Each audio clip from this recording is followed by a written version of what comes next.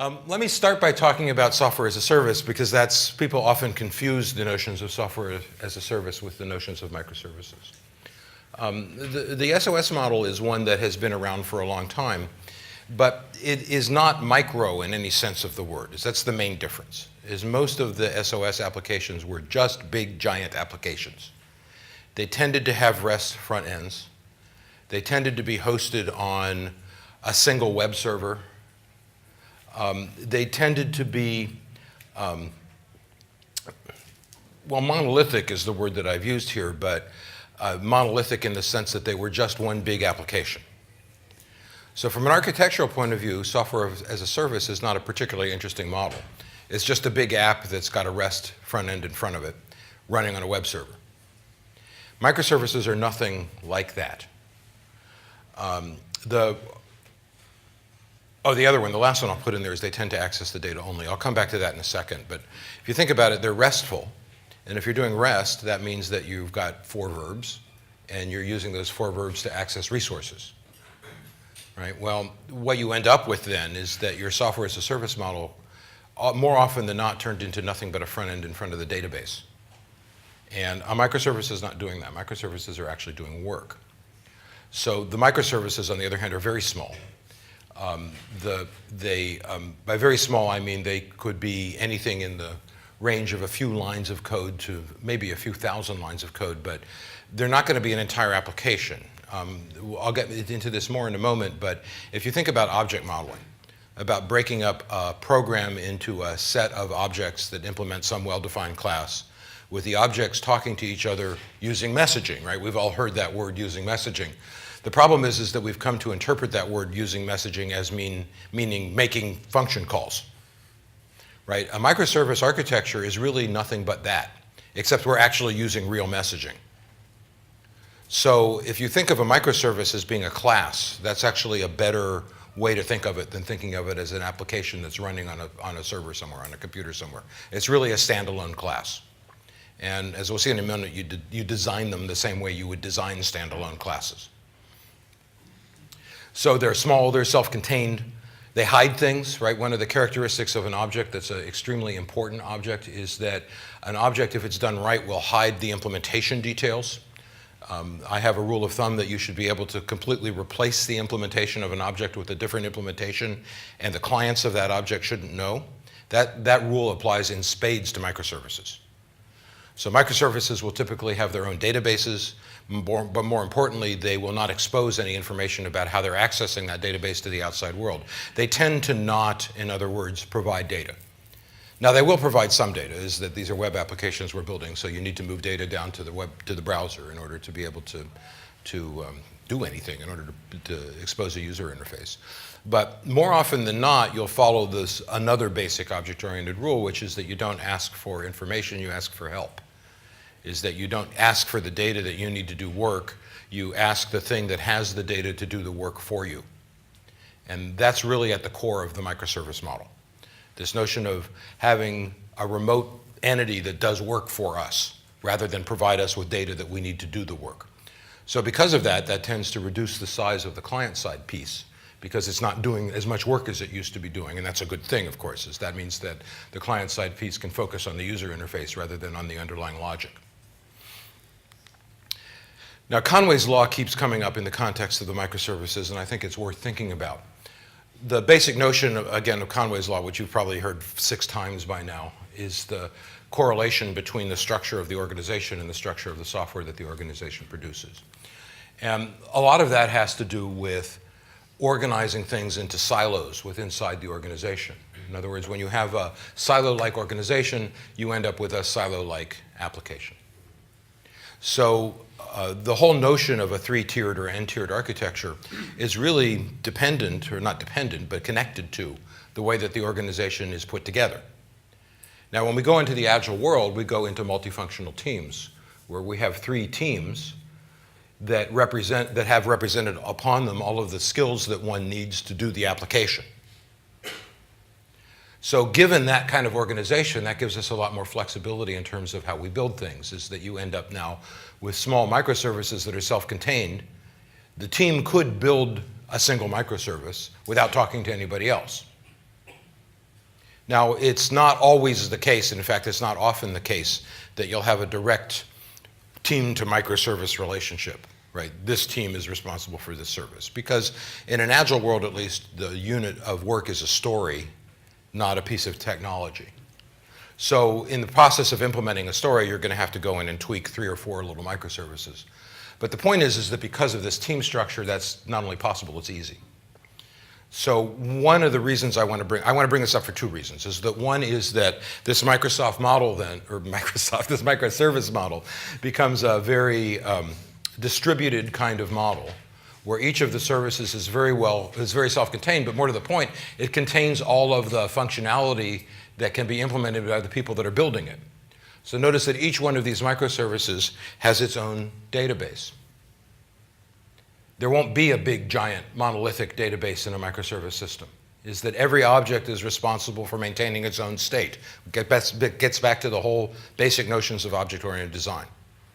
So from as far as I'm concerned, the difference between an object and a microservice is just a mechanical one of how do you send the messages. It's got nothing to do with differences in design particularly. So that gets us again to another basic OO concept, that the objects are defined by what they do, not by how they do it. So from a design point of view, you've got to be thinking in terms of designing that way. Those of you who are in my class on Monday, this is one of the main things that I teach to people when I come into a company as a consultant for a day of training, is I teach people how to start with a story and then end up with an architecture that directly reflects the abstractions in that story. And that's a very important thing to learn, is that there should be a direct correlation between the system that you're building and the objects that appear in your stories. So for example, if at the domain level, you have objects like customers and orders and line items, inside the program there will be classes like customers and orders and line items. There will be a one-to-one correlation between the classes in your system and the main abstractions, if you will, at the domain level. From an agile point of view, that's essential because the changes happen at the domain level. And if there's a one-to-one mapping between the domain and the code, when a change happens in the domain, it's very easy to see exactly what you need to modify in the code in order to make that change real. If there's some system that has no direct connection to the UI, for example, or no direct connection to any other part of the system, and there's an elaborate mapping, making those domain level changes becomes very, very difficult.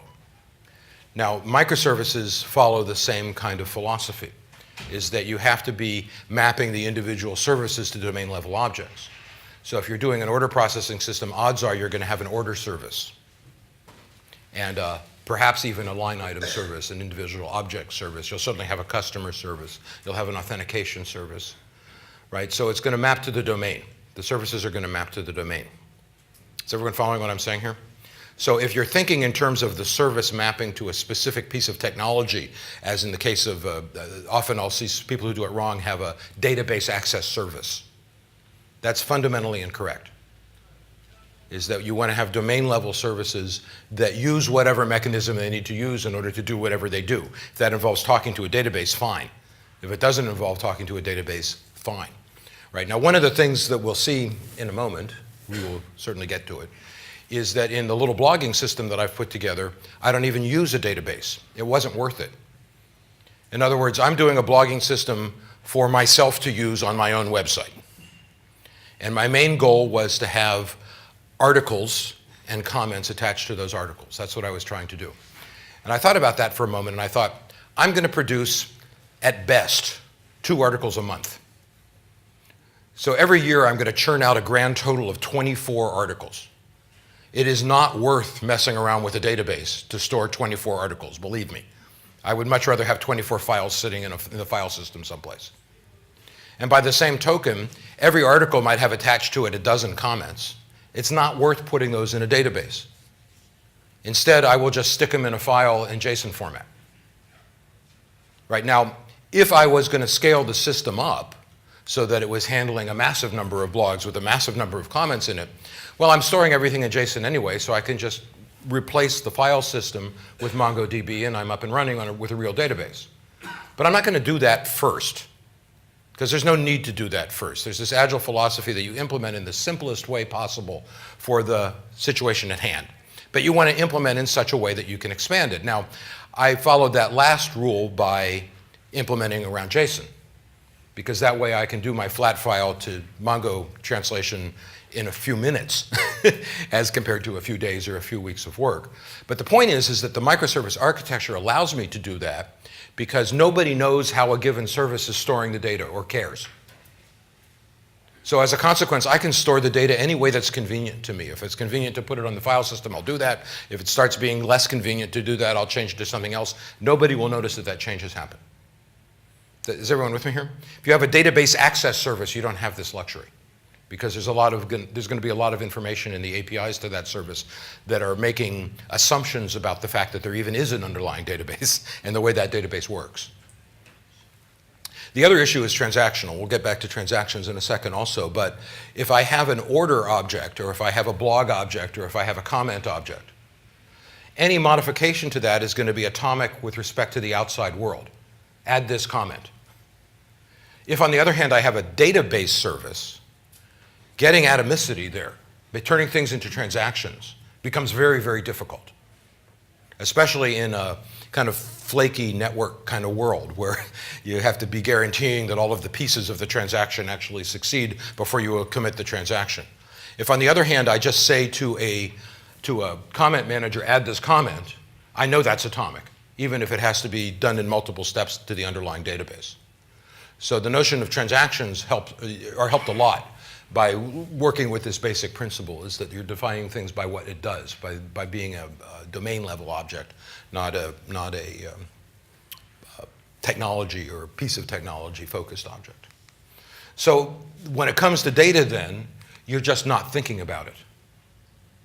Data is a non-issue. Database design is not a significant part of this process. There's nothing for a company-wide DBA to do here. So, which gets us back to Conway's Law, right, is that not only does the structure of the system reflect the structure of the organization, when you change the architecture of the systems that you're working on in significant ways, the structure of the organization has to change to adopt to that systems architecture. It goes both ways. So architectural changes of this magnitude are significant from an organizational point of view. Is that all of a sudden the central DBA, or the office of the central DBA, if there is such a thing, is not going to have anything to do, is they're going to have to distribute knowledge out to the individual teams, because it's the individual teams that are going to be doing the data access now, not the company as a whole. On the other hand, that makes our work a lot easier, because I can mess around with my service's little chunk of database, and I just don't care about any of the other groups in the organization, as they might not even be using the same database that I am. But there's no big monolithic database that somehow has to be managed across the whole enterprise in this kind of world. And from my point of view, that's a huge plus. So again, the rule that came out a moment ago, asking the object to do the work for you, as we call this delegation in the object-oriented world. But in the microservice world, it's essential. Is that both from a transactional point of view and also from a just getting work done point of view. Now, REST is the other thing that comes up in the context of microservices, and like data, you don't want to be doing REST either. And that's not to say that you don't want to be using HTTP, is that I'm fine with HTTP as a transport layer. But REST is a very specific thing. REST doesn't just mean you make a request across HTTP. What REST means is that your requests use verbs that are defined in the HTTP standard. Get, put, post, the basic CRUD operations. And if you're doing REST properly, the way REST should work is that the URL should specify a resource, and the verb, in other words, is it a post, is it a get, controls what you do with that resource. So REST is all about resource access. It's all about data, really. And we just saw that data is not really a central part of what a microservice is, that you're hiding the data. So a pure REST interface is of no value to us. And so building a microservice across a REST framework, all you're doing is adding complexity to your system that you don't need. Everything's a post. So if everything is a post, then you don't have to obviously put support for get into your application, as you're just wasting time adding it. So again, as I said, HTTP is useful.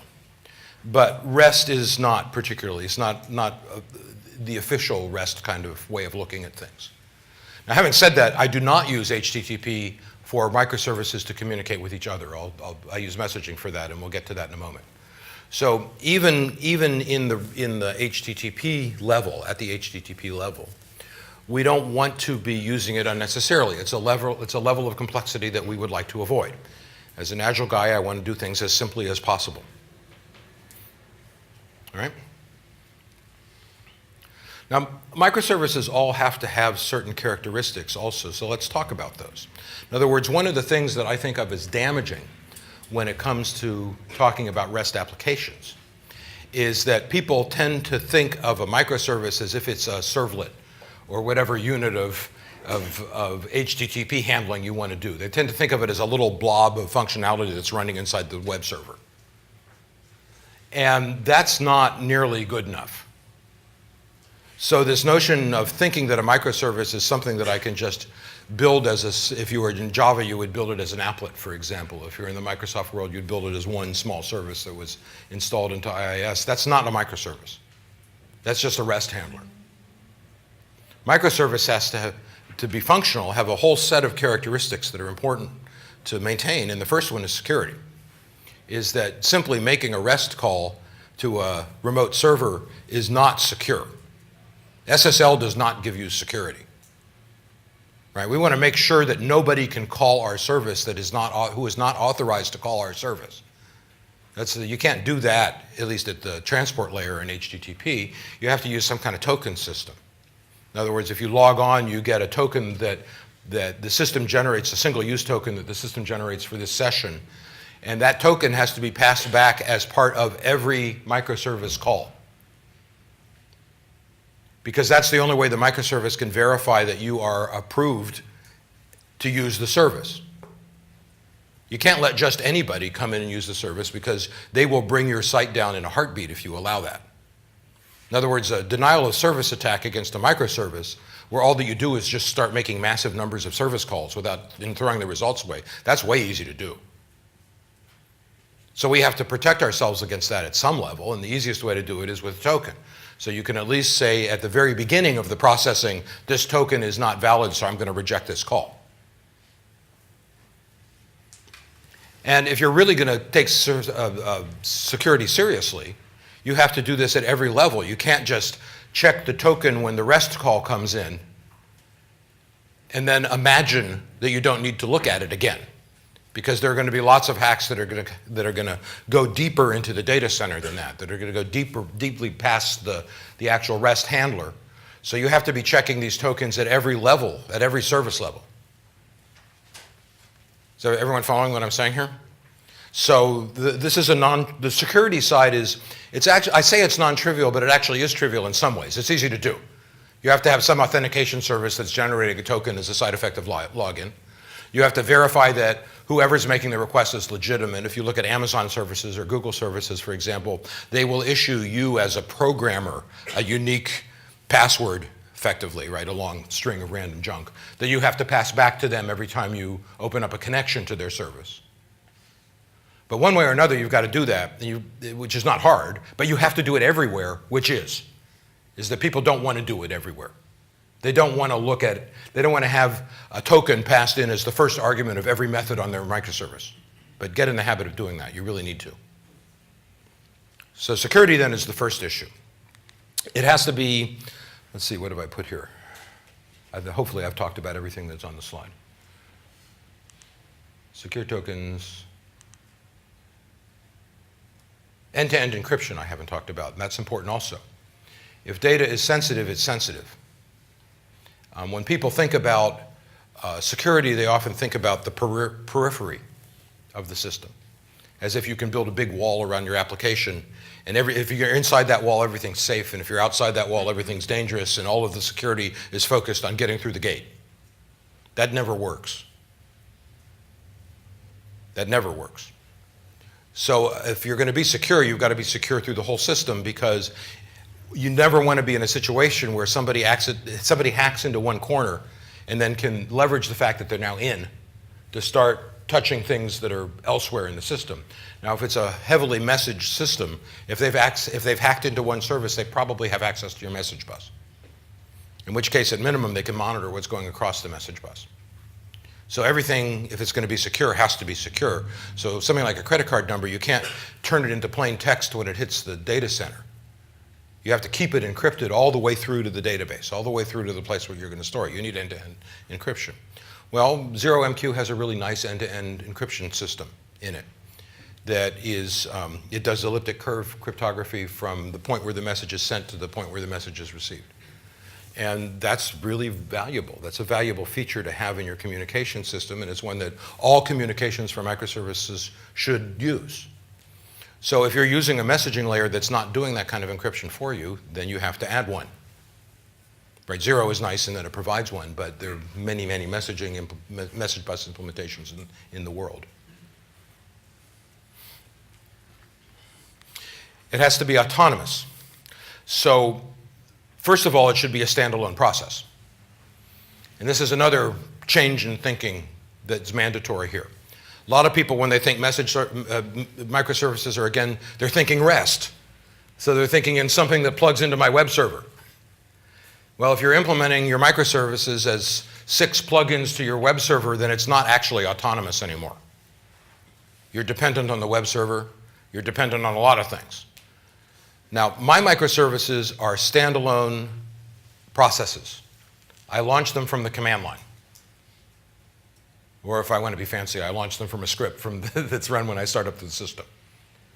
But I don't use web servers for the microservice system. I'll look about what I do use in a moment to do the HTTP part. But the individual services should be individual processes. So if they crash, it's not a big deal. You just launch it again. If you crash the Apache web server, that is a big deal, because all of a sudden the entire site goes down. If a single microservice crashes, well, you either launch it again, or there might be 3 or 4 of them running and it won't impact anything. You just notice that it's crashed, log that fact so you can go fix it, and then launch it again. So the services have to be autonomous at every level. They have to be autonomous at the level of you don't know what's happening on the other side of the API. They're autonomous at the level of they use their own database. And they're autonomous at the level of execution, actually at the runtime execution level. So the service should be implemented as a standalone process if it can be. Underlying data is not shared. I think I've said that enough. Being able to be able to be launched independently of the rest of the system, again, that's an extremely important characteristic from a scalability perspective. If you think, the other side of this that I haven't discussed is that if you think about cloud-based hosting, which a lot of us are moving towards, the way that cloud-based hosting works is that if the system is being too loaded, you have some mechanical monitor that observes that and launches a new instance of a virtual machine to compensate for the load. And the virtual machine has to be able to launch any services that are on that virtual machine automatically as a side effect of booting, which is easy enough to do, right? It's just a script. But the issue here, though, is that they have to be launched independently in the sense that the whole launch process has to be automatable. And again, if you're putting things inside an existing web server, that's much harder. It's doable, of course, but it's much harder. You mean they should be launched independently of each other, or just independently of a container? Independently of everything. So independently of each other and independently of a container, all of these things. You should be able to bring your services up in any order, and they shouldn't care. So there should never be dependencies in the sense of this service has to be running before I can be launched. And the services have to be independent in the sense of they're not connected together through a web container of some sort, for example, also. So at both levels. Okay? Deploying them independently is also important, is that you want to be able to add new services to the system dynamically while the system is running. You never want to have to bring your server down. Or your server, by server now I'm meaning this big cloud of services that are operating on one or more machines. right? Well, if we do things by messaging, that's easy to do. You can bring a new service up just by launching it. And you can take a service down by launching it. And if you upgrade a service, you launch the new version, so then I have two versions running in parallel. If the new version works, then you shut down the old version, and there's been zero downtime. But again, to pull this off, you have to have complete autonomy. Right? The service has to really be a standalone thing that you can launch, that can run in parallel with the old version without any kind of conflict. Okay? It has to be reliable, which means that you have to be able to expect it to be there. So that once it's there, it has to do things to make sure that it stays there. The side effect of this is that services often, they'll either have to support ping or they'll have to support a heartbeat. Right? By a ping, what I mean is that you have to be able to ask the service, are you alive, and get a response back. By a heartbeat, I mean 5 times a second, the service publishes a notification saying, I'm alive. And some other monitor, some other service, can subscribe to that topic in order to see who's alive and who's not. So if it notices that something is not alive, it can relaunch it. So that's how you get reliability. Right, and you can take, to imagine that our services are not going to crash, we're living in a fantasy land if we imagine that. Right, they are going to crash occasionally. So we need to write the system with that in mind. We have to assume that it's going to fail, and we need to be able to write our systems so that when they do fail, they can gracefully recover from that failure.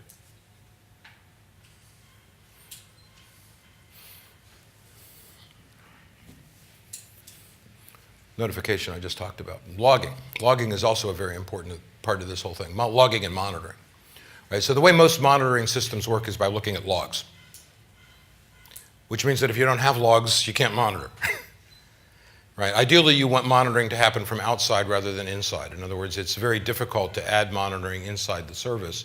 And sometimes you don't need to. If you just monitor the message bus, for example, that's often sufficient. But you do want to be logging rather heavily and efficiently. Messaging, as it turns out, is a good way to do logging also. But a lot of times when people are working in visual development environments, they tend to not think about logging.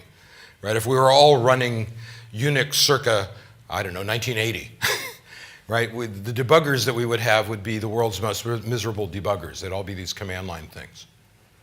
And as a consequence, we would not spend much time in them because they would not be very efficient ways to work.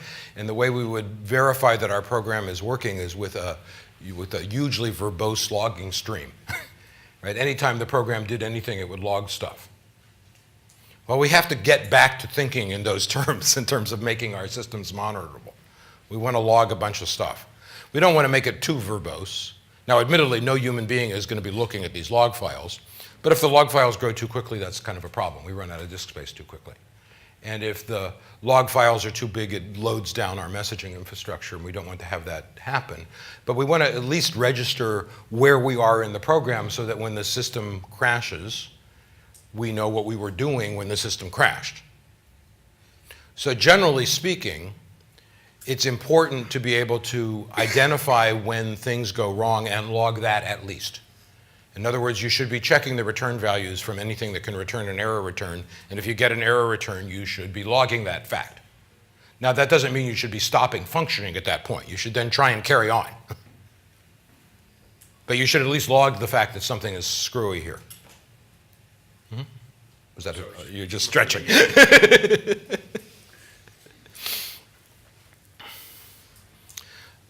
Next characteristic. Oops. Why did it go? I'm hitting the wrong button. That's why I went backwards.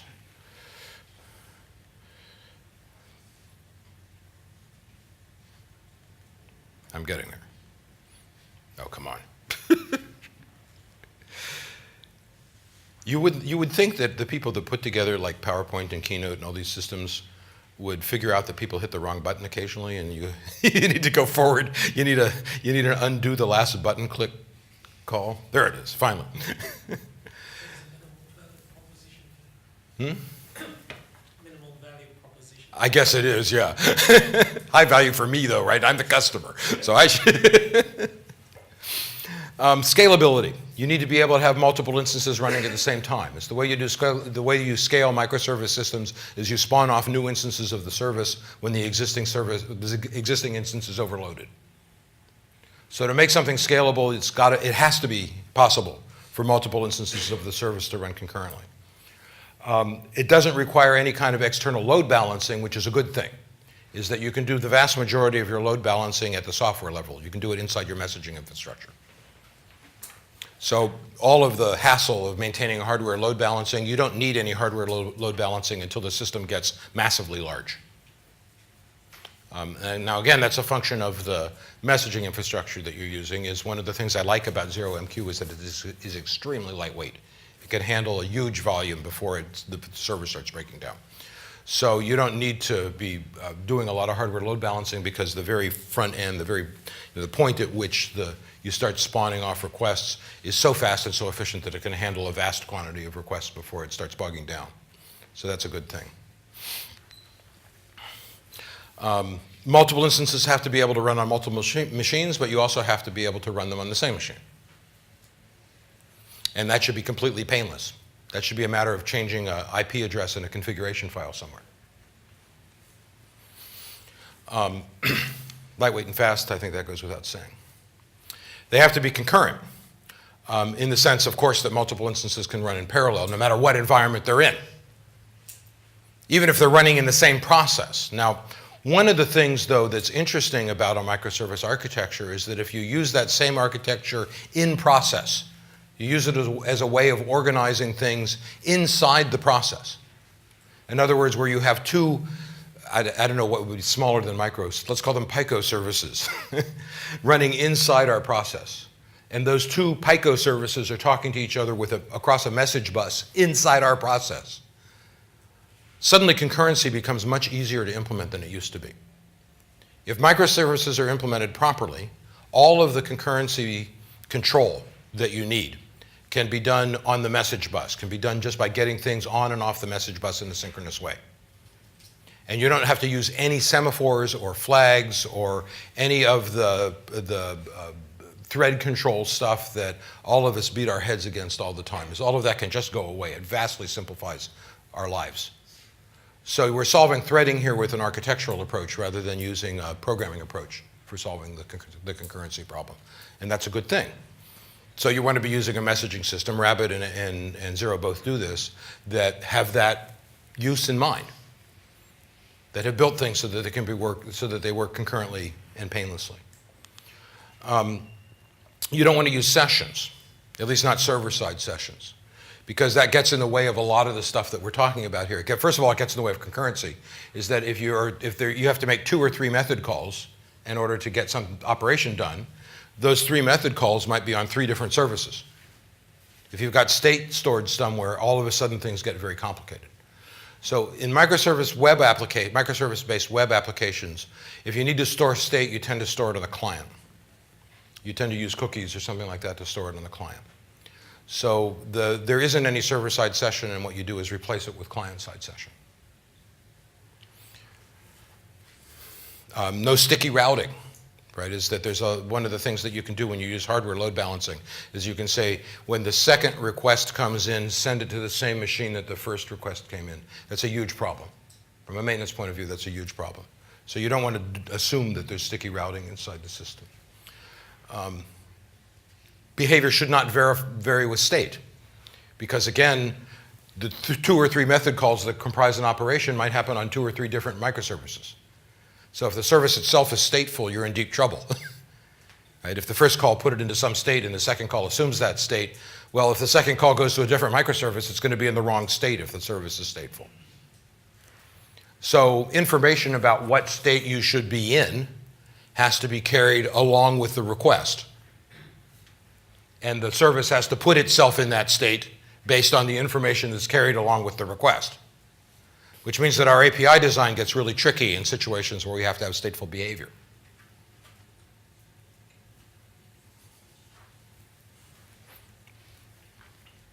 Fault tolerant. It has to be possible for these things to come on and offline without any problems. right? Is that I've talked a lot about that so far, but you get the idea, right? Is that the thing should be able to crash and be rebooted without causing any difficulties in the overall system. What that means is you should never throw an exception out of a service. Inside the service is fine, but you should never throw an exception out of a service. If an exception that you can't handle is thrown inside the program as part of a service request, the service request should fail gracefully. It shouldn't throw an exception. Is everyone understanding what I'm saying here? In other words, every service has to have associated with it a state, a return state that means I just couldn't do it. I don't know why, but it just didn't work. A question about that. So if you do say asynchronous commands, Mm-hmm. how can you get that failure message back? Well, it's asynchronous in the sense that a request can come in at any time, and the reply will come in at some time in the future after you make the request. And so there's always a reply coming back onto the bus. So if there was an exception thrown inside the service that you could just not handle, something that made it all the way back up to main, you'd have to register the fact that there was work in progress, catch the exception, and then have the exception handler send a failure back out onto the message bus. All right, now I'll look at the messaging architecture in a moment, I think. Yes, I will. And the request and the reply are always separate messages for that reason. Right? Does everyone hear what I'm saying? You don't make a request and do a reply as a side effect of having received the request. You make a request as a standalone operation. And sometime later, you will publish a reply that some subscriber then will pay attention to. So what that means is that it is possible to keep around a list of ongoing requests. And then when the server reboots, the first thing it does is look at that list and sends out failures to everybody that's ongoing, just by publishing them. Right? So it's an interesting problem, but it's certainly a solvable problem. With that request reply, request reply model, if you've got scalability, say you've got a reply maybe picked up by one of several servers, several microservices, that kind of, does that imply they've got the same database, so each microservice? If you have multiple instances of a service, they may be sharing a database. It might be necessary. Ideally, you don't want that to happen, but you can't avoid it in some situations. I'm just thinking if you've got a request reply message, then really the person that made the service that made the request wants to get the reply. Well, it has to be transactional, right? So if that exception is thrown, you better undo anything you've done to the database. Right? The way that I implement these applications is I don't actually touch the database in the process of running the application, running the request. In other words, what the request does is that it creates an object from the database. And then in the process of running the request, I modify that object. And then the very last thing I do, right before I send out the reply, is I update the database from that object. So if an exception is thrown, the database is not touched. Right? Because I'll just skip over that very last step. If you're using WCF, it actually does that for you, which is a kind of nice thing. So that makes the object transactional in the sense of it's everything or nothing. Okay? Is everyone following what I'm saying here? So you need to do that in a shared database situation, otherwise the database can get corrupted too easily. Mm-hmm. What's best practice if you're monitoring if your service is up or not? If you find that it's not up, the kind of source of the requester of that service. Obviously, because you've got the message bus in place, you could just continue to put messages on them when the service. That's what you do. That's exactly what you do. Aren't you at risk of taking your message bus down there? Because if it never came at you. Not if it's a decently implemented message bus. Okay. Neither Zero nor Rabbit will have a problem with that scenario. Okay. Right? They just have to be able to store a large volume of messages until it comes back up. But by the same token, that means your heartbeat should be fast enough that you can get the thing up and running again before you run out of space in your queues. Right? But even the simplest message buses will reject NQ requests if the queue is full. And which means that you just you take that a step further back and issue a 500 status if it was an HTTP request coming in. Right?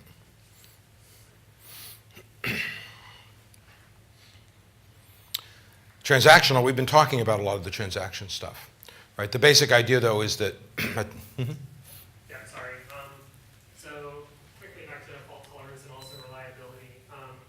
when you were talking about reliability, you had said when you receive an error, Uh-huh. you log it and you attempt to handle it and continue. And with fault tolerance, these points kind of allude to, but they don't actually say anything about failing fast.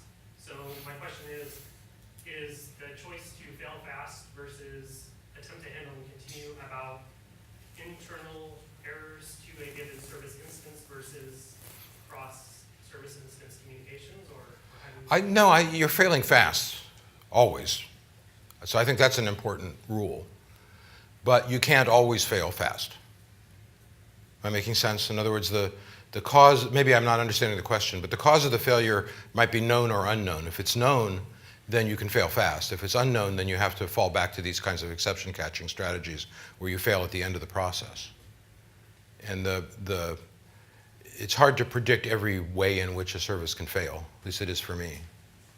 Maybe I'm not answering your question. I mean, Well, when I say fail fast here, I'm thinking you take down that particular service instance, and if required, you spin up a new one. oh, okay, yeah. So I was saying that as compared to when you had said you receive an error, Uh-huh. talking about reliability, you handle it and you attempt to continue. Right. So I was wondering how you would look at those two as attempting to continue. Right. The real issue is state.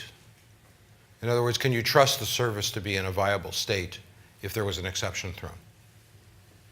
And that's a question that I can't answer without looking at the code. Right? Does everyone understand the problem, though? Right? In other words, if you have a random exception that's come out of nowhere and you're catching it in main, what state is the program in at that point? And it's hard to determine sometimes. And if you can't determine it, the only safe thing to do at that point is to bring the program down and launch it from scratch, right? Because because you don't know what state it's in. Now, of course, if we do things that we should be doing anyway, minimizing the use of singletons, not using global variables at all, and so on and so forth, then it's much easier to write a stateless service in the sense that no matter how an exception gets tossed, there is no global state to worry about, so we can just keep going. But that's not always possible. So if that's not possible, then the only choice we have, really, is to bring down the service and relaunch it. Is everyone with me here? Now, if you're doing things right, you don't actually do that. What you do is relaunch it and then bring it down. Right? Is you launch a new instance first and then you bring down the old one. Because that way you don't have any off time, you don't have any downtime. But it's a programming issue, is that there's no pat answer, is that obviously if you cannot bring the service down, you're in better shape than if you have to. But if you have to, you have to. So, but from a programming point of view, we want to try and be thinking about that as we're putting the service together. We want to try and think about whether the server on which the service is running is stateful, or if the service itself is stateful. And can that, and what do we do if we get an exception and we don't know how to handle it? Is everyone following what I'm saying here? It's an important issue.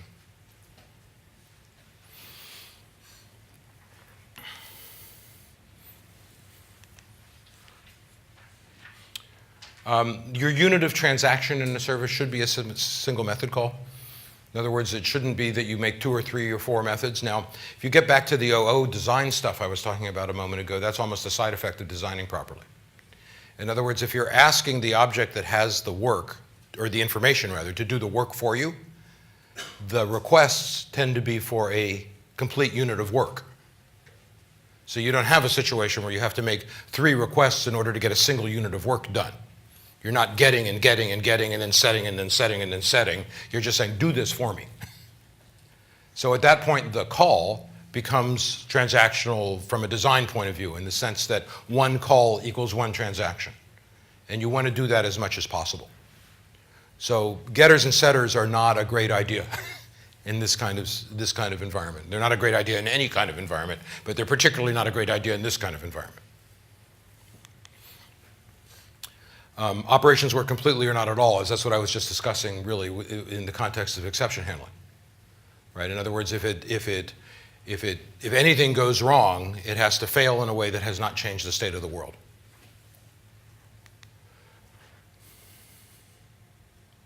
I think I just said that. All right, now let's move into stuff that can be a little bit more controversial, depending on who you're talking to, is platform neutrality. Most of us in this room, I imagine, are working in the Microsoft world because everybody in London is working in the Microsoft world. I go back home. I live in the San Francisco area. Nobody's working in the Microsoft world. I don't know of a single Microsoft project. Not one. Nobody's using .NET. Nobody's programming in C#. A lot of people are programming in Ruby. They're programming in Python. They're programming in various JVM languages like Scala, sometimes even Java, though less and less so. The world is a different world. So the problem is that if you have a microservice architecture that you want to combine with other external systems, or if you want to be able to outsource some of the work to somebody else who's working elsewhere, or if you just want to implement in the language that's most appropriate. If you have something that is heavily text processing based, implementing that in C# is a kind of madness. Because I could do the same thing in Python in 1/100th the time. Right? Because Python is a language that's designed to manipulate strings. That's what it does. So I don't want to be forced to do a whole bunch of Python-style string manipulation in C# or in Java just because somebody has decided that Java is the best language since peanut butter. You know, is that we just don't want to be doing that. Is we want to be able to choose the right tool for the job. Now, because we're working in microservices, and because all of our communication is going to happen across the network on a service bus, on a messaging bus, then we don't need to write the services in the same language. So by making something platform neutral then, it doesn't really, we don't care anymore what platform things are running on. Some of it can be running on .NET, some of it could be running on a different platform entirely, and it shouldn't matter. Right? Some of our services could be .NET services, some of them could be running on Linux, and it just doesn't matter. Now, ideally, you'd like it to be deployed easily to any platform, and this is where things start getting controversial, right? Because if you start writing in some environments, you're not going to be able to deploy on some platforms if you make certain assumptions. Microsoft, fortunately, has been getting much more willing to support open source stuff than they used to be. So nowadays, you can deploy a lot of stuff onto the IIS and onto the Microsoft, into the Microsoft infrastructure that you didn't used to be able to deploy. The other direction is harder. Deploying a .NET application onto a Linux box is not easy. It's doable, but it's not easy. So you want to be thinking about that. You want to be thinking about implementing in technologies that can be deployed in a platform-neutral way, if at all possible. You don't want to leverage platform-specific behavior inside the services. So if there's something that only .NET does and nobody else, maybe you shouldn't use it. I hate to say that, because it kind of drives us to a least common denominator kind of situation. But from my point of view, the flexibility of being able to deploy on other platforms if necessary is more important than the annoyance of having to not use a feature that I can't use on the other platform.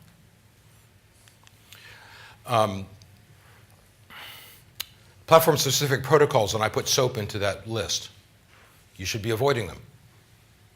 Because believe me, if you have a microservice with an HTTP-based front end, and you try and use SOAP there, nobody in the San Francisco Bay Area will ever use your service. It won't happen.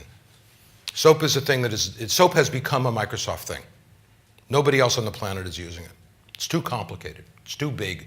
There's way too much overhead. The SOAP envelope is just way too big, given what's happening inside that SOAP envelope. The things that the SOAP envelope does for you, like type safety, shouldn't matter in a service. I'll come back to that in a second, but that shouldn't matter. So you don't want to be using that stuff. Now that's a problem, right? Because if you're in the Microsoft world, again, it's going to tend to drive you towards SOAP if you're going to leverage their tools. WCF, for example, you can't really escape SOAP if you're going to use WCF to implement services. But you really don't want to be using SOAP because that locks you down. It ties you down. It means that I can't talk to things that don't understand SOAP or won't understand SOAP. Is everyone understanding what I'm trying to get at here? So you want to keep things flexible. You want to make them, the application is running on multiple machines, running different operating systems, with the services running in different languages, and you want to be able to handle that kind of polyglot, multinational, if you will, kind of arrangement, because you want to tune the service, you want to tune the environment to the service. If it's a text-based thing, you tune the service by writing it in Python. Does everyone see what I'm getting at here? It might be better for some service to be running under Linux than .NET. You want to be able to do that. You want the option.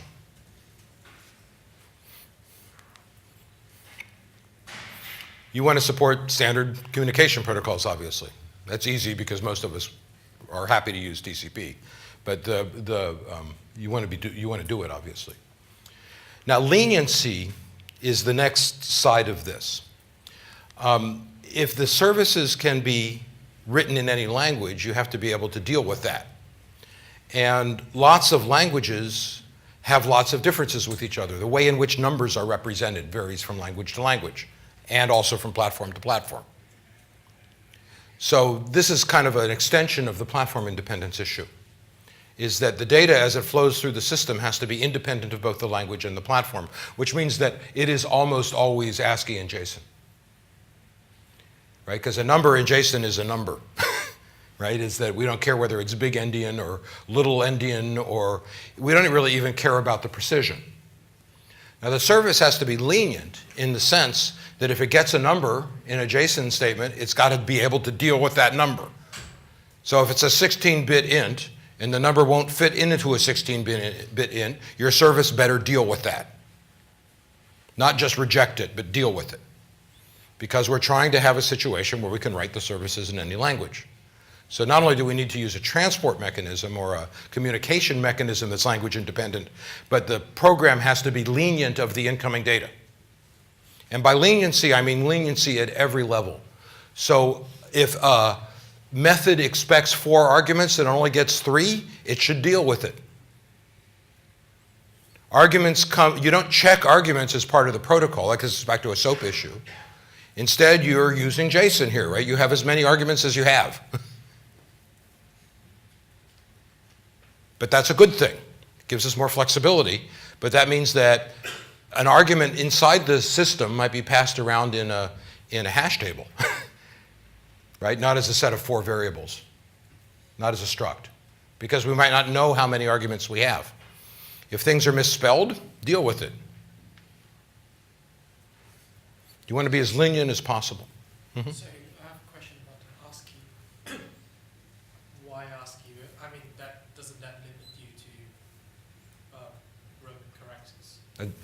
Say again? So if you were talking about language independence, Mm-hmm. and you're talking about ASCII, that pretty much limits you to Romanic languages. It is, and if you look at the underlying messaging systems, though, those are all ASCII systems. And the problem is that once you get into Unicode or something like that, it's a huge can of worms with respect to trying to determine meaning when you get a request coming in. Now, that doesn't mean you can't use Unicode. What it means is that you need to encode it in the same way you would encode a Unicode string if you were making an HTTP request. In other words, it's got to go down to ASCII, and then you can rebuild the Unicode from whatever you're using to transmit it. But I'm talking about the transport level, at the transport level here. It's got to be ASCII. So the advantage of going to ASCII at the transport level is that you don't have to use Unicode. If you want to use a multi-byte character set or something like that, you have the option. You just need to encode it in a way that you can decode it on the other side. What you don't want to be doing, though, is transmitting 16-bit glyphs or 32-bit glyphs or multi-byte sequences, right? It all should be coming across as straight 8-bit ASCII. Just on the lenient, Mm-hmm. I get what you're saying about being lenient, but I'm not quite sure. Like, so if, for example, you get a larger int than you were expecting, when you say deal with it, what exactly do you mean by that? I mean that you should, well, there's lots of ways you could deal with it, right? One of them is that if the number is this large, there's something wrong. The service is not designed to do this, in which case the dealing with it would just be producing an error. Right. But the other way of dealing with it might be that you use a big int instead of an int in the code, right? Yeah. You can't make any assumptions about the sizes of things, so if something comes in too big, you've got to fall back to a different type than would be your preferential type. Right? So it's going to depend on the situation. It's going to depend on the API definition. Right? It's perfectly reasonable, as far as I'm concerned, to say in the API, this number must be in the range X to Y. Right? But if you don't say that in the API definition, then you've got to deal with whatever you've got. Right? So it's up to you to make the contract be the contract that you want. What's the best way to handle changes in that interface? Is it to have version interfaces, or is it to have it so they're backwards compatible, or what's best practice there? Well, you can always deploy 2 instances of the service that have slightly different interfaces, right? And they would you'd solve that problem by giving them different message IDs or something, something that would, so it would route to the right one. Okay. And if it's always possible to have 2 protocols, if you will, for the same service running on the bus at the same time indefinitely, if you want to do that. Yeah, just what they're listening to. Yeah.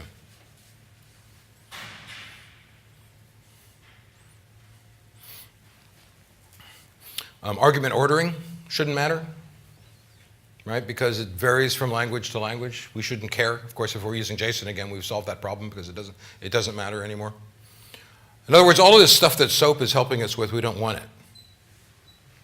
Right? Number formats, commas, decimal points, make it work. It's not hard to do, but we have to do it.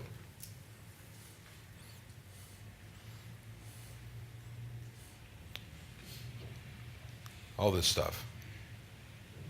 Oops. Locale shouldn't matter, precision shouldn't matter, so on and so forth. Distributable, well, the service should be able to run pretty much anywhere. And the advantage of that, of course, is that if the service can run in process, then you can test in a single process. If the services can all run on the same machine, then you can test on one machine. But you ought to be able to go from your test environment to your runtime environment without any pain. So if the service is designed to both run on the same machine and not on the same machine, then you can deploy simply by changing an IP address and you're done. And of course, it should all work across the internet too. We may distribute our services across multiple data centers. So there's a security issue there. The topology can change as the system is executing, and that's something you have to deal with. Most messaging buses handle that pretty well. And then finally, we have monitorability issues, as we talked about those. You said distributed topology might change. Yeah. Could you define that, please? We'll see some pictures of topologies in a moment. That'll probably be the best way to define it, is to actually see it. But basically, it's the way in which things communicate with each other, the highway map of the country, which is our service cluster. All right? So logging, we talked about logging. You've got to really get serious about logging. You notice that you want to log on the message bus because that means that you can have centralized logging services that are doing nothing but collecting logging messages that are coming from all of the services. But you also want to log locally in case something goes wrong with the bus.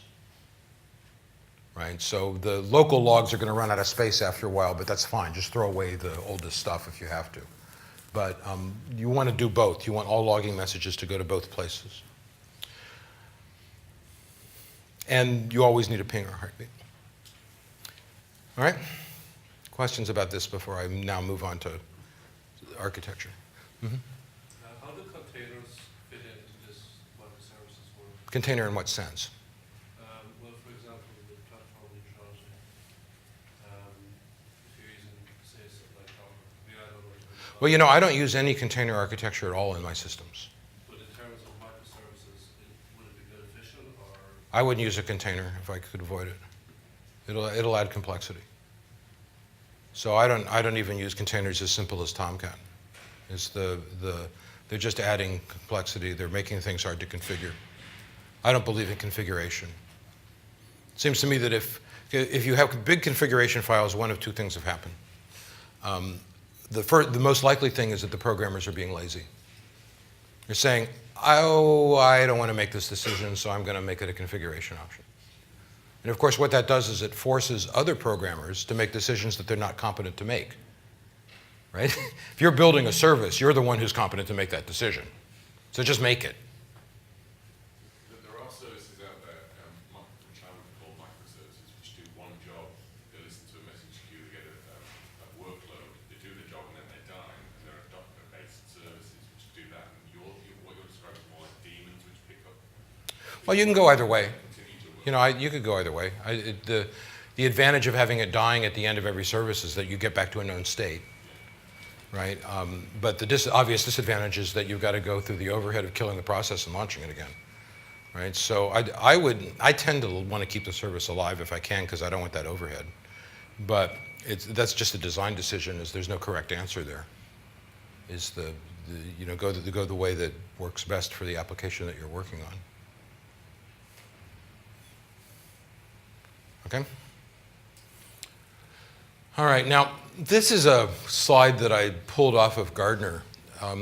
I want to talk about it a little bit, but I should say that I believe that this architecture is an incorrect one in many ways. One of the reasons I wanted to show you the slide is because you're going to tend to get a big architecture like this from organizations that are used to big architectures like this. And some of this stuff here, right, all of this stuff up at this layer, including the load balancing layer here, I think this is all almost completely unnecessary.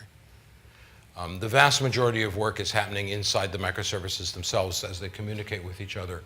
And most of these other layers I think we could get rid of. And the other thing I really dislike about this, well, I guess they're showing you going down to the messaging channel and then coming back up, and that's okay. But that's the only way I do it.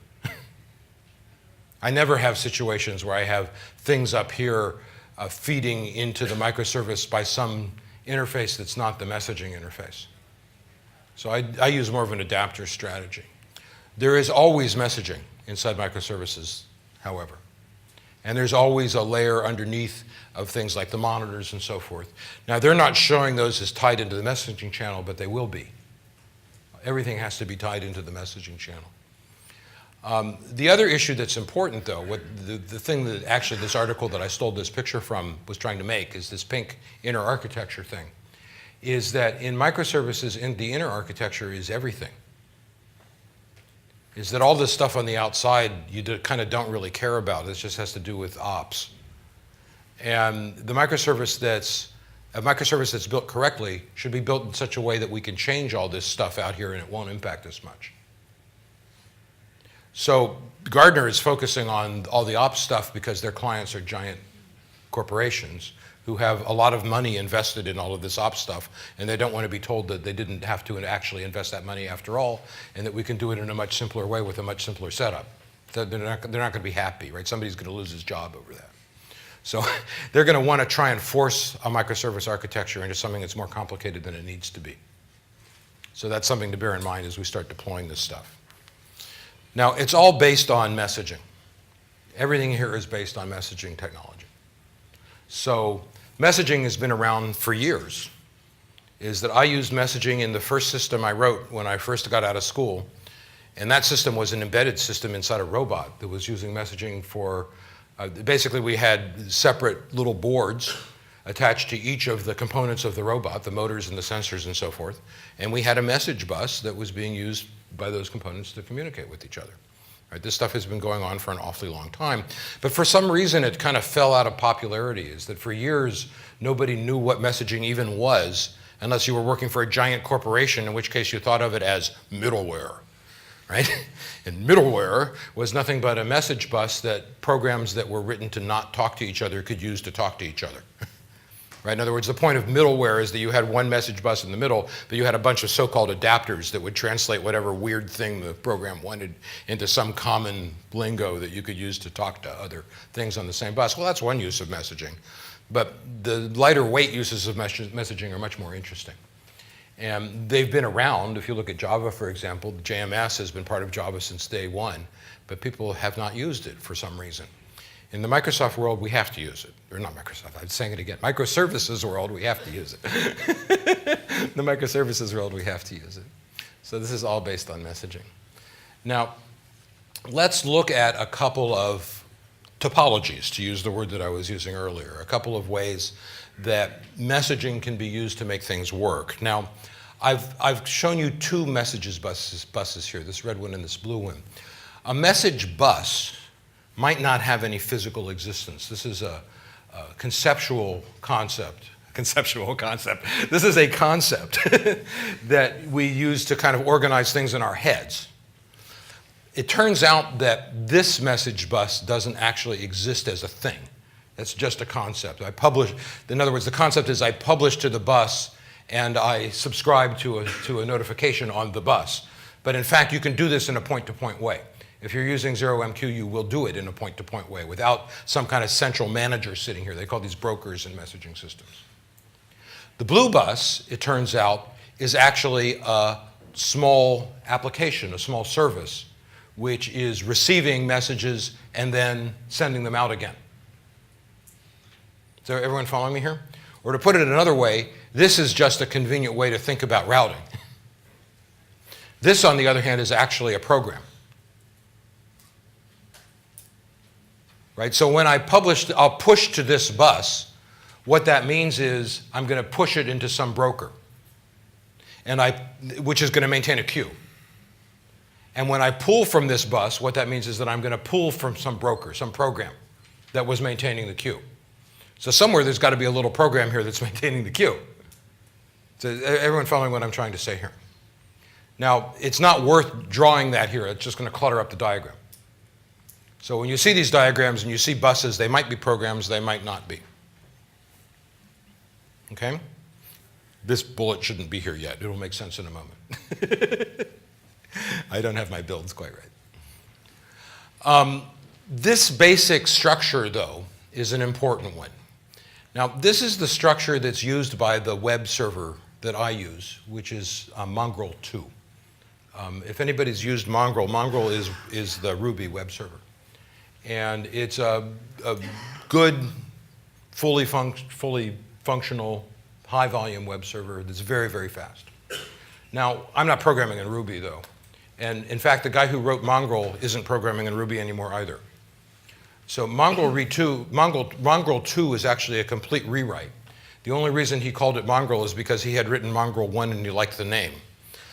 It did use some of the code, though, is that the HTTP parsing part of Mongrel is in Mongrel 2. So he took that code and reused it, which is a good thing, actually, because that's good, solid, tested code. However, Mongrel 2 is a very different beast than the original Mongrel. Now, what I've called the portal here is a Mongrel service instance. What Mongrel does is that at one end, it acts as an HTTP server.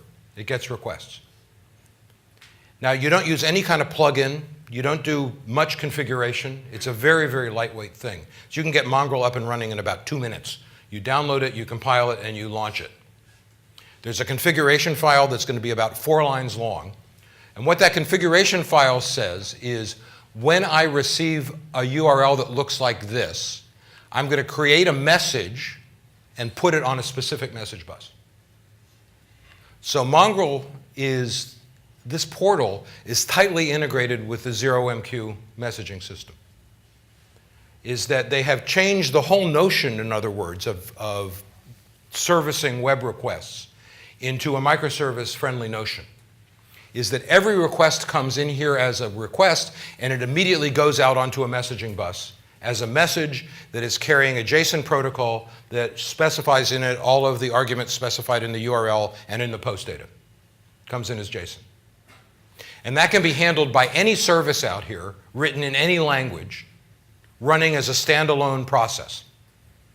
So you don't plug anything into Mongrel.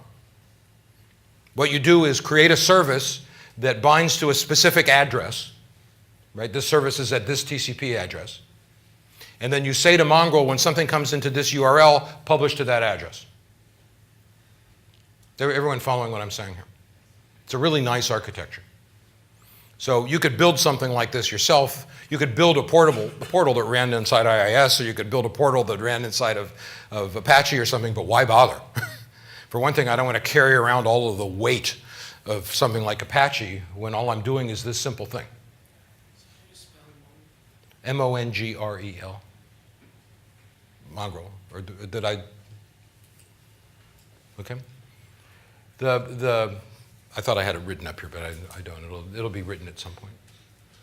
Okay? Now, the other thing to notice here in terms of the sort of basic topology is that we're using different kinds of messaging depending on where we are in the request handling process. Is that Mongrel pushes to the service. Or more to the point, it pushes to a broker and then the service pools. But the basic idea is that you get a request and you push it out to a service. Now, if there are multiple services, we'll look at this in a minute, they will round robin. So if there are 4 requests coming in very quickly and 4 services, each service will get one of the requests. 4 identical services, each one will get those identical requests. The response is done using a publish-subscribe mechanism. So one of the things that the message carries with it is a unique ID for this portal. And that ID is used as the topic that you're subscribing to. What benefits do you get over having a push-pull on that side as well? I'll come to it in a second. Okay, so let's build this out a little bit more. I might at some point have enough load on the front end that I want to add a second portal.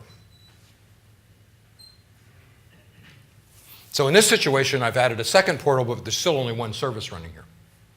So the advantage of the pub sub on the return is that if I put the ID of the portal as the topic, this guy will subscribe to responses for requests that it generated, and this guy will subscribe to requests that it's generated, and this guy doesn't care, because it's just taking the topic that is passed in the message and using that to send the reply.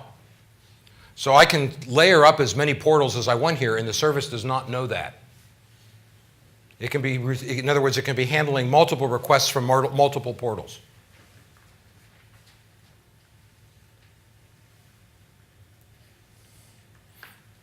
Is this making sense?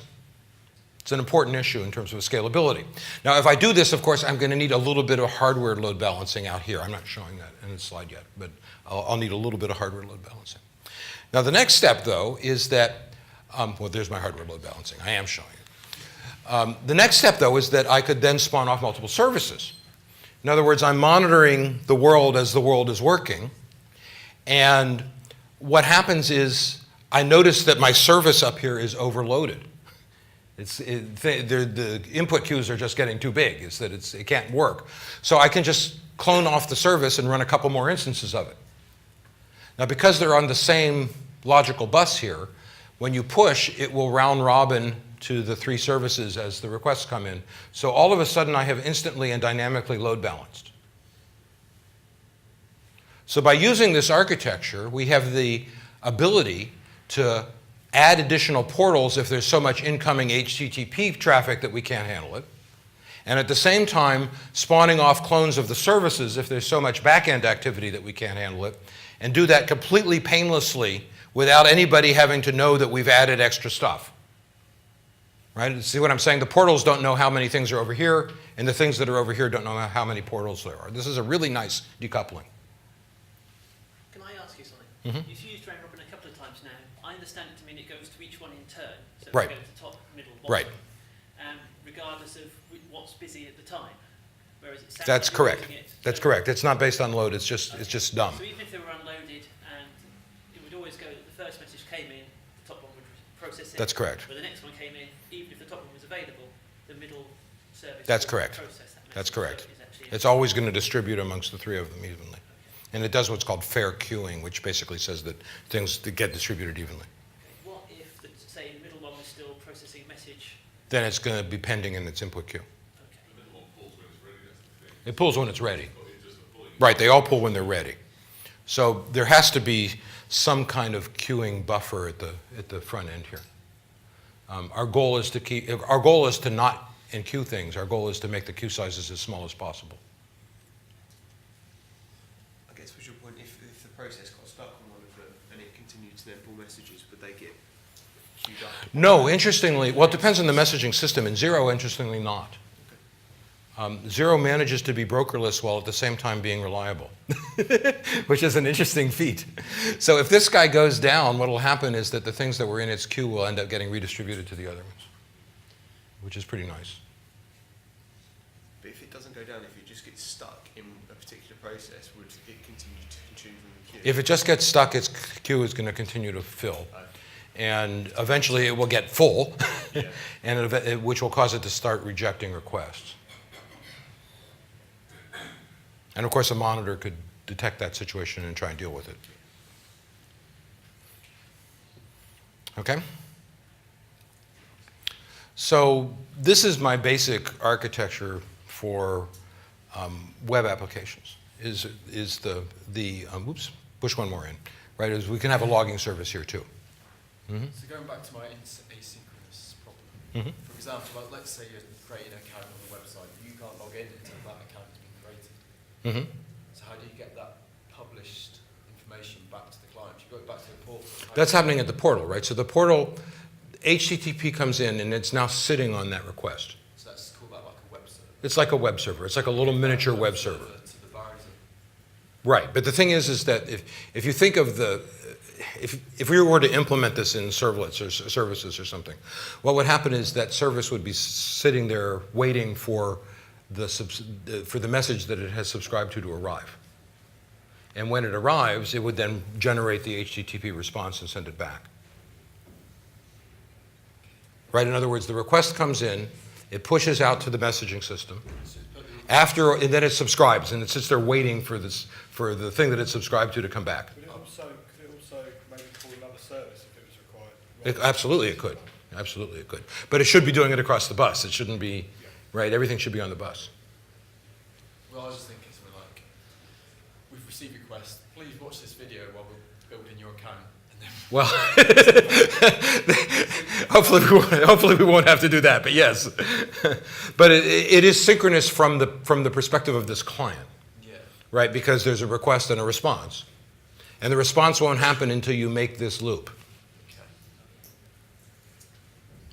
Right, so this guy is synchronously hung. It's suspended here, waiting for the message that it's subscribed to arrive. Right, is everyone getting how this is working? But what's happening out here, who knows, right, is that the services could be talking to each other, they could be just a simple service. Who knows what's happening? Right, now notice again how logging is just another service on the same buses. So it subscribes to everything on this bus and just makes a record of it. And then over here, remember, this is a program.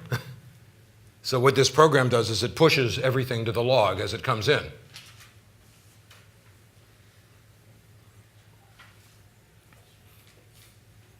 So it's really easy then to just put a log in, and now we can monitor all of the bus activity without having to work very hard at it.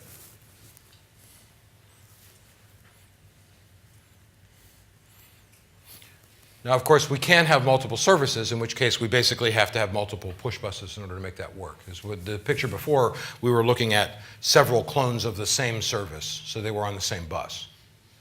If we have multiple services, they're going to sit on different buses, right? Because remember, we round robin.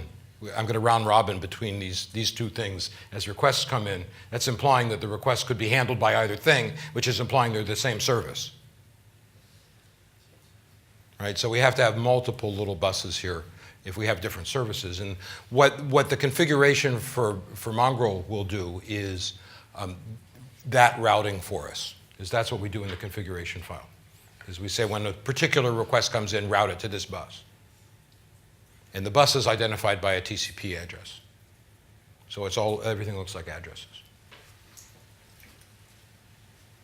Now, notice, however, that they're all responding to this on the same pub sub bus, because we can differentiate by topic at that level. So we don't need separate buses. And then, of course, we could have multiple portals talking to multiple buses all at the same time. It looks complicated in the picture. In practice, it's not. Right, because these two guys are just exact clones of each other, using the same configuration file.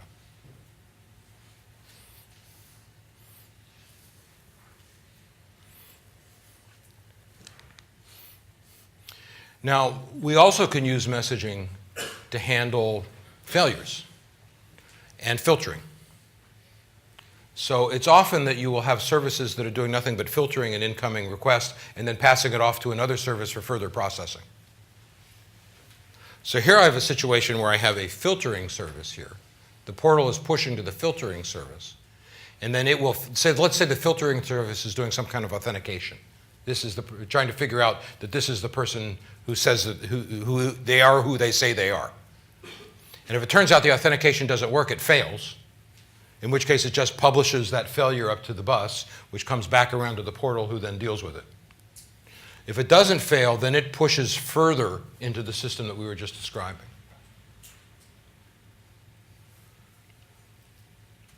So this is again done topologically, though. By topology now, what I mean is the organization of these services with respect to the various message buses that they're using to communicate with each other. So in a way, when we're talking about microservice architecture, it's all about topology. Is that writing the individual services is easy. Right? What we have, and you end up drawing a lot of these little pictures just to try and figure out who talks to whom and why.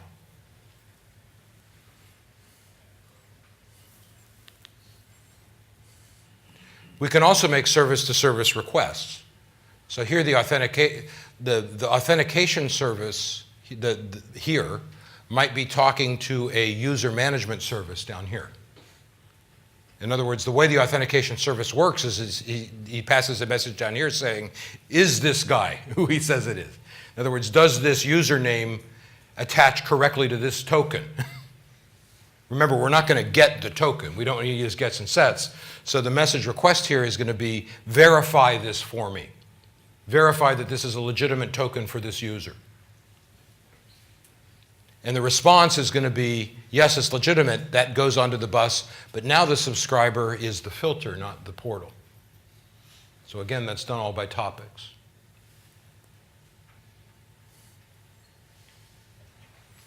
So the services can talk to each other using the same architecture than they would use otherwise, if they weren't talking to each other. And then, excuse this, but I thought about this last night while I was sitting in my hotel room and I had primitive drawing tools. But as I said, we professionals, we work on things at the absolute last minute. I wanted to put this in the context of how 0MQ actually implements it, though, just for those of you that know 0MQ so that you can see this. But also I wanted to talk about heartbeats. So here we have our portal, which has a push socket that matches a pull socket. This thing is the bus that we've been looking at, is that blue bus we've been looking at. And what it does is typically it pulls and then pushes again immediately down to the service. So this horizontal line on the previous picture this vertical line on the previous picture was the horizontal line across to the service. And the blue bar that was the message bus is actually this little program here. But the point I'm trying to make here is that this is a program. So it can publish to a bus and publish its own logs and its own heartbeat to that bus. Am I being clear here? And that bus is being used to service this guy, but it's also being used to serve a load manager, something that's keeping track of system health. This making sense to everyone? The service itself can do logging and heartbeat on the same bus that the bus is using. So this is an ancillary bus that didn't appear in that earlier picture. This is a bus that's being used strictly for heartbeat and log messages. So it's useful sometimes to think about this in a decomposed kind of way. Don't try and draw one picture that represents the whole system, because then you end up with something that looks like a plate of spaghetti. Right? If you decompose it into several separate pictures, it's often useful.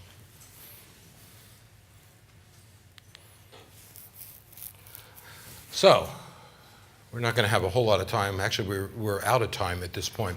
What I was going to do next is I was going to actually get into the blogging stuff, but we never quite got there. So I will apologize for that. Is that we can look at that offline. But this is the important stuff. The rest of it was just a simple implementation of the blogging stuff. So let me just go quickly to the points that matter. Everything is done with JSON. So here is the JSON that I cared about. There's a chunk of request JSON here that carries with it an authentication token and some name for the request. And the arguments, which as you can see here, are just passed as an array of key value pairs. This is just a hash map. So ordering doesn't matter here. Everything is strings, so I'm not tied into a specific way of representing numbers and so on and so forth. The response comes back with a simple status, which is either OK or fail. And then the result here is just whatever the service responds with. I don't even know. It's just an object of some sort. The post request that's coming in has a bunch of interesting stuff in it, but the important thing is that there's going to be some kind of identifier that identifies where the post is coming from. So this is a post in the sense of a post to the blog, right? Not in an HTTP sense, right? So I have an ID for the post itself, so I know what blog is being posted. There's some blurb associated with the blog post. There's a date associated with it. It's got arbitrary content. And then notice that I'm carrying the comments along as part of the blog post here rather than separating them out. It just was convenient because there weren't that many of them. There's only a half a dozen or a dozen comments on a given blog post. It just wasn't worth the trouble to separate it out into a separate object, if you will. All right, is this making sense to everyone? So that's the JSON piece. I'm using a kind of stripped down UML diagram here to show you the services. Because they look like objects, we might as well use UML. It's as good as anything else. And so the blog, for example, service has 4 methods that let you get a list of posts out based on some kind of sorting criteria. You say to it, I want you to add a comment to this post for me, and it deals with it. I'm not getting it out and then putting in a new one. I'm just adding. And then you can give a thumbs up or a thumbs down to a specific comment by asking the service. Now, originally I had thumbs up and thumbs down as a separate service, and that's maybe not a bad idea. There's always a tension here between big versus tightly focused. Right? Big is easier to implement. Tightly focused is obviously better from a flexibility point of view. There's a user and there's an account. The user keeps track of a login and logout information. We're not seeing the service that would be used to create the account, but or we're not seeing it connected, but that's the separate create account service down here. The way that I did it is that when the user is typing in the password and username and so forth that they want, what it's doing is it's reserving it at first so that I can display it in red if somebody already has the username and then turn that to green when the username is unique. And then you can set the password for the previously reserved username here. See what I'm saying? In other words, this guy returns a chit, and then the chit comes back around. So this is client-side state that I'm using here. And then there's a forgot password mechanism, and the way that I did the forgot password system is that I decided I didn't want to deal with it. I was just going to defer the issue entirely. So when I say I forgot the password and here's my username, what it returns is a whole big chunk of HTML that will be the entire forgot password dialog. And that way I can not worry about forgotten passwords for the moment. Right? I might change my mind about that later on. And then there's a change password and a delete and log out. So when you set up an account, you'll be talking to this service. When you're authenticating, you're going to be talking to this service. All right? Is everyone following me here? When you log into the system, you get an authorization token back for the current session. When you log out, that basically kills the token.